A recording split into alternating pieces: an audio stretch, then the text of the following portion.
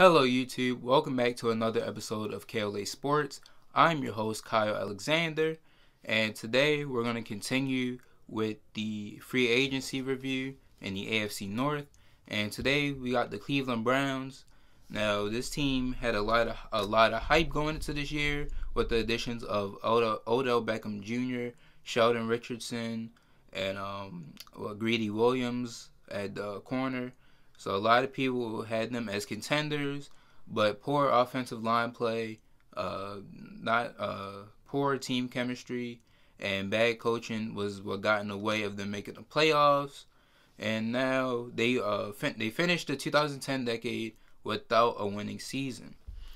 Now they look to rebound from that with new head coach Kevin Stefanski from the Minnesota Vikings.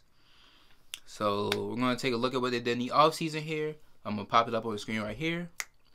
So in the offseason, the Browns have added the likes of tight end Austin Hooper, who is an elite tight end. The tight end market isn't that great. You got like the top three, and Kittle, Ertz, and Kelsey, not specifically in that order.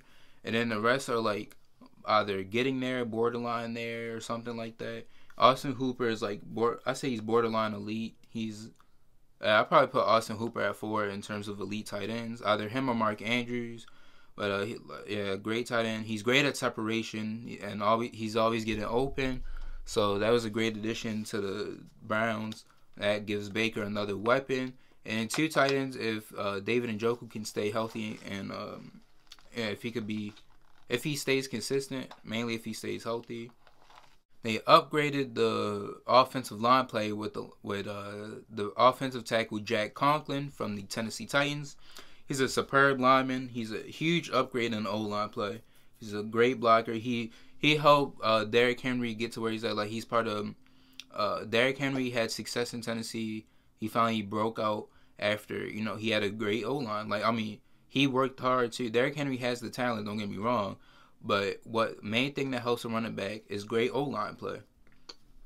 And Jack Conklin was a part of that, so he helped Derrick Henry break out. They also added on the defensive side defensive tackle Andrew Billings from the Cincinnati Bengals. They have Larry Ogunjobi currently at defensive tackle, and Sheldon Richardson currently at defensive tackle. I think Billings could be a rotational player, but maybe after sitting behind Sheldon Richardson, once Sheldon Richardson's time is up, like his contract's up or whatever, maybe Billings can step in. Maybe he learned a thing from Richardson, works on it, has a breakout year there. They got 2 safeties in Carl Joseph and Andrew Sendejo. Now, Carl Joseph, he's an underrated safety who'll get his time to shine. They pretty much gave him a 1-year prove-it deal.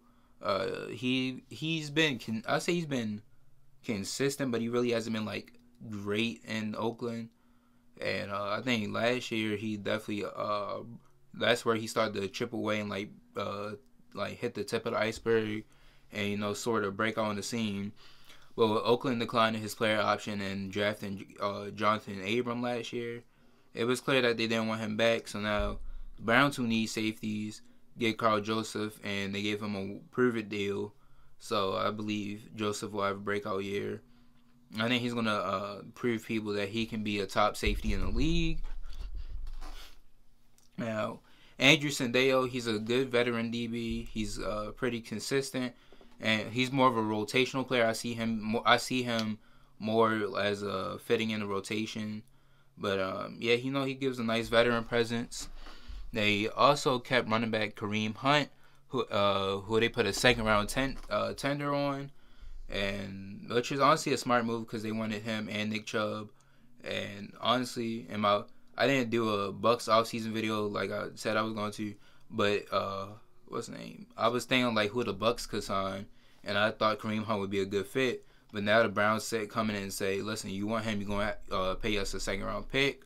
And he's still young. He's still a young, great running back with we've seen what he can do. Like, we saw what he did in Kansas City. If another team gives him a chance to be a full-time starter like he was, and then he'll definitely get back to that form. And he also forms a nice duo with Nick Chubb. So that was a good move from the Browns.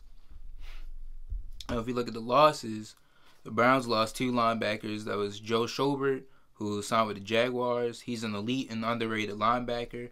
Linebacker market, just like the tight end. You had Bobby Wagner and Luke Kuechly. Now it's just Bobby Wagner. He's one of those guys that can cover and play the run too. So you got Bobby Wagner. Then the rest are kind of are like good. They're above average, good, or like meh. And Joe Schobert, I feel like he's above average. He's definitely pushing towards that elite. Even though I just say he's pushing towards that like top linebacker status. And Jacksonville gets a nice steal with him, pair up with Miles Jack.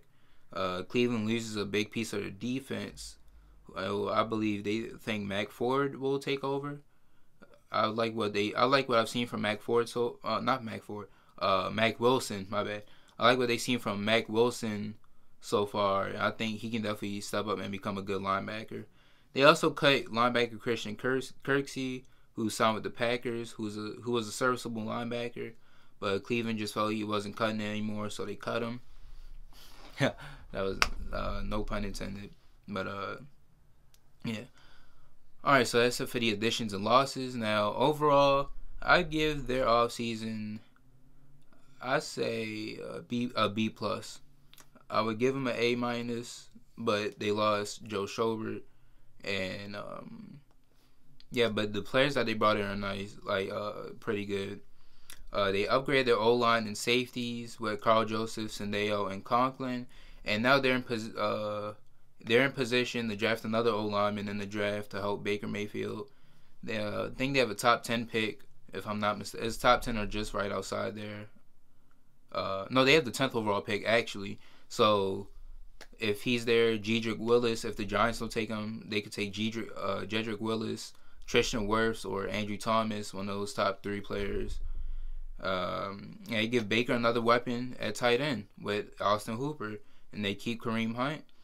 And honestly, with the coaching, I'm still not sold on Cleveland, because this is what everybody was saying last year. It's like, they got Odell, they got Sheldon Richardson, they got Greedy Goins to pair up with Denzel Ward. They're gonna be great. They're gonna make the playoffs. They're contenders. And then we saw how that turned out. Now, a lot of that was poor coaching and poor O-line play. But now you got Conklin, who's a great veteran tackle. Then you draft a player like Tristan Wirfs, maybe. And, he learned some things from Conklin. And they start and give Baker better protection from the outside. Especially in this division. Especially after the Ravens got Calais Campbell and now Derek Wolfe. And then with the Bengals getting DJ Reader, along with Geno Atkins. And they got Carlos Dunlap. Maybe want to fix the guards a little bit. But, I think the guards are pretty good. But upgrade that O-line as much as you can. Even with the Steelers, TJ Watt. Bam. You got 2 tackles. So, like I said, I give him a B-. B-. And Cleveland, I'm not completely sold on them. I still think we have to, for me, Cleveland's a team I have to see it to believe it. It's going to be a competitive AFC playoff picture, especially with the Patriots being dethroned and you got other teams rising. Maybe Cleveland rises to the occasion under coach Kevin Stefanski. I'm still not sold on him, because what I saw, the Browns were looking between I forgot his name. I know it's the defense coordinator for the 49ers. I think it was Rob Saleh. I'm not sure of his first name. It was Saleh and Stefanski. They went up head-to-head in the divisional round. Saleh shut down Stefanski's offense, and the Browns with Stefanski. Now, we don't know why. The reasons? Maybe they did want Saleh, and Saleh just turned him down. He liked where he was in San Francisco, or maybe they just weren't interested in him. But I know that looks a little questionable. But hey, man, who knows? Maybe he's a genius, or maybe he knows what to do with this team. But yeah, like I said, I'm just gonna have to see it to believe it. Alright, that's it for this episode. Next video, we'll be doing the Cincinnati Bengals. And that's it. So let me know in the comment section below what you think of the Browns. If you think these were good moves. Or also let me know who you think they should take in the draft. Let me know if you're sold on, if you think they're a playoff team after the signing so far. Don't forget to like, comment, subscribe, and I'll talk to you guys next time.